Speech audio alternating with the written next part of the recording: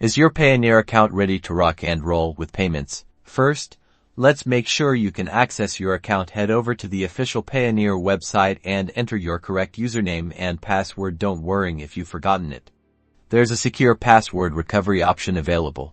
Once logged in, you'll land on your Payoneer dashboard. Look for your main account balance or a section that summarizes your account status. If you see your available balance and options to send or receive payments, your account is likely active. For a more definitive check, navigate to your account settings or profile. Here, you'll often find a dedicated section detailing your account's current status. It might explicitly state active, verified, or indicate that all necessary steps have been completed.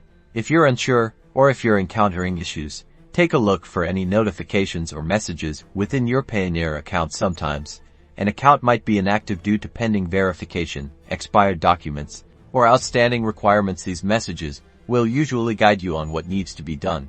If you've checked your dashboard and settings and are still not seeing a clear indication of an active status, or if you suspect an issue, the best next step is to reach out to Payoneer support directly. They can quickly clarify your account standing and assist with any troubleshooting.